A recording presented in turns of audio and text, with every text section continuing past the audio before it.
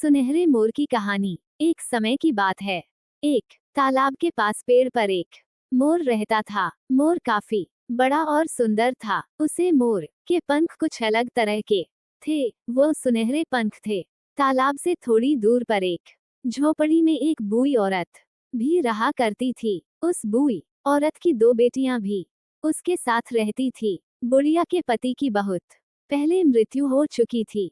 बुढ़िया काफी मेहनत कर अपने और अपने दोनों बेटियों का लालन पालन बड़ी मुश्किल से कर पा रही थी। पेड़ पर बैठा हुआ मोर प्रतिदिन उस बुढ़िया के मेहनत को देखा करता था। मोर को उस बुढ़िया पर दया आ गई। मोर ने सोचा कि देखता हूँ मैं उस बुढ़िया की क्या मदद कर सकता हूँ। उन्होंने सोचा कि अगर मैं अपने पंखों में से सुनहरा पंख बुढ़िया को दे दूं और वह उसे सोने के पंख को किसी सोनार की दुकान में बेच दे तो उसे काफी पैसा मिल सकता है और उन पैसों से वह अच्छी तरह अपने परिवार का पालन पोषण कर सकती है। ये सोचकर अगले दिन मोर उस बूढ़ी औरत की झोपड़ी के नजदीक जाकर बैठ जाता है।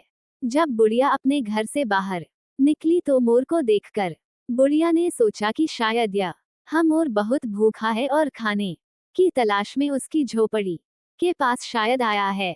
बुढ़िया ने मोर से कहा कि मेरे पास तुम्हें खिलाने के लिए कुछ भी नहीं है। बुढ़िया की बात सुनकर मोर ने कहा कि मैं खाने के लिए नहीं आया हूँ, मैं तुम्हें कुछ देने के लिए आया है। मोर ने बुढ़िया को अपने सुनहरे पंखों में से एक पंख निकालकर दे दिया और कहा कि इसे बाजार में बेचकर तुम अपने लिए पैसे का इंतजाम कर सकती हो। अगले दिन बुढ़िया और उसकी दोनों बेटियां सोने का पंख लेकर बाजार में बेचने के लिए चली गई थी। पंख बेचकर जो रुपया पैसा उसके पास में आया वह देखकर वह बुढ़िया और उसकी दोनों बिटिया काफी खुश हो गई थी। अब मोर प्रतिदिन बुढ़िया के पास जाकर अपने सुनहरे पंखों में से एक पंख दे दिया करता था। बुढ़िया और उसकी बेटी बाजार में जाकर बेचकर सोने के पंख बेचकर पैसे ले आया करती थी। अब बुढ़िया की बेटी मोर के साथ काफी घुल मिल गई थी। मोर के साथ खेलना और घूमना करती रहती थी। ठंड के मौसम में और बरसात के दिनों में उस मोर की अच्छी तरह से देखभाल भी किया करती थी। धीरे धीरे समय बीत रहा था। बूढ़ी औरत अब काफी लालची भी होती जा रही थी। उसने सोचा कि एक सुनहरे पंख से जब उसे इतने पैसे मिल सकते हैं तो अगर एक ही बार सारे पंख ले लिया जाए और उसे बाजार में बेच आया जाए तो एक ही बार में काफी पैसे मिल सकते हैं। ये सोचकर उसने एक योजना बनाई कि कल जब मोर यहाँ आएगा तो मोर को पकड़कर उसके सारे पंख तोड़ लिए जाने चाहिए। ये बात उसने अपनी दोनों बेटियों को भी बताई पर उसकी दोनों बेटियां मोर के साथ ऐसा व्यवहार करने के लिए बिल्कुल तैयार नहीं हुई। उन्होंने अपनी माँ की बात मैंने से साफ इनकार कर दिया।